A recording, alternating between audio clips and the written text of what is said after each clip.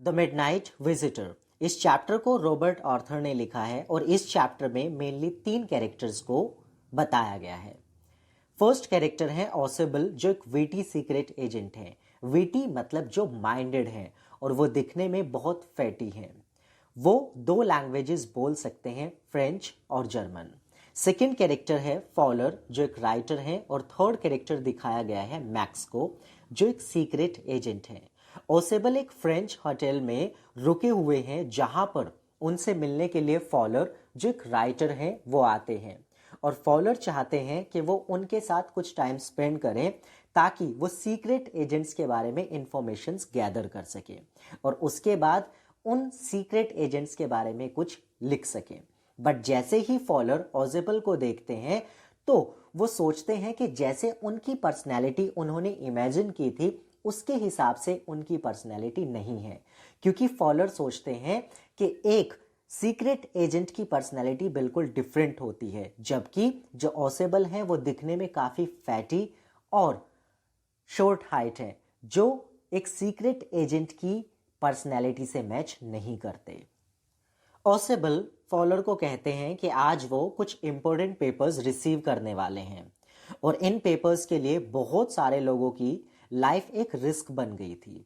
ओसेबल faller को बोलते हैं कि वो उनके साथ उनके रूम में चले, वहां पर बैठकर वो दोनों आपस में डिस्कस कर सकते हैं। जब ओसेबल और फॉलर रूम में एंटर करते हैं तो वहां पर काफी अंधेरा होता है। तब ओसेबल लाइट्स ऑन करता है और उनके सामने एक मैन, जिसका नाम होता है मैक्स, वो पिस्तौल लेकर खड़ा होता है और वो ओसेबल को बोलता है कि जो पेपर्स वो रिसीव करने वाला है वो पेपर्स उसे चाहिए हैं। ये पेपर्स मिसाइल से रिलेटेड एक सीक्रेट रिपोर्ट होती है जो मैक्स चाहता है कि वो ओसेबल से ले ले। वो उन पेपर्स को चुराने के लिए वहां पर आया था। अब इस बात पर ओसेबल समझ जाता है कि मैक्स उससे ये सीक्रेट रिपोर्ट चुराने आया है। तब ओसेबल अपने माइंड से एक इमेजिनेटिव स्टोरी बनाता है और मैक्स से बचने के लिए उसे बोलता है कि पेपर अभी आधे घंटे तक आने वाले हैं, तब तक वो बैठकर बातें कर सकते हैं।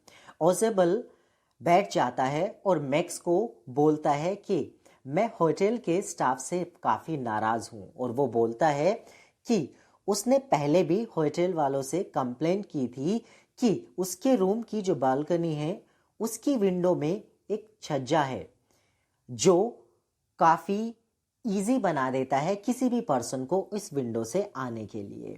तो मैक्स बोलता है कि वो उस रास्ते से बिल्कुल भी नहीं आया। वो बताता है कि उसके पास मेन डोर की पास की है, वो उस पास की के थ्रू उस रूम के अंदर एंटर कर पाया है। तभी अचानक से रूम के डोर को नॉक करने की आवाज आती है और मैक्स पूछता है कि डोर पर कौन है। ओसेबल फिर से एक इमेजिनेटिव स्टोरी बना लेता है ताकि वो मैक्स से बच सके। तो वो बोलता है कि शायद दरवाजे पर पुलिस है, क्योंकि उसने बताया है कि वो आज कुछ इंपॉर्टेंट पेपर्स रिसीव करने वाला है और ये बहुत रिस्की होगा, तो अपनी सेफ्टी के लिए उसने पुलिस को बुलाया हुआ है। इस पर मैक्स डर जाता है और वहां से भागने लगता है। वो विंडो से बाहर जंप कर जाता है, ये सोचकर कि वहां पर बालकनी में कोई एक प्लेस बना हुआ है जिससे वो नीचे इजीली उतर सकता है।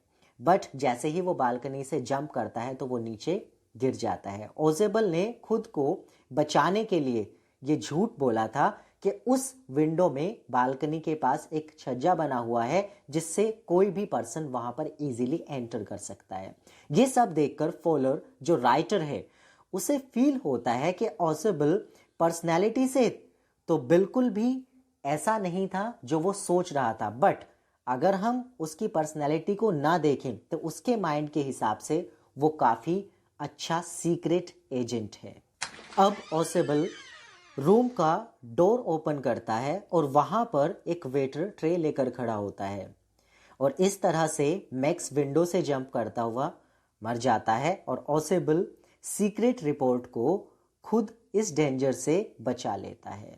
इस चैप्टर के थ्रू ऑथर ये बताना चाहते हैं कि हमें किसी भी सिचुएशन में पैनिक नहीं होना चाहिए, बल्कि उस सिचुएशन को प्रेजेंस ऑफ माइंड के साथ फेस करना चाहिए। Thank you.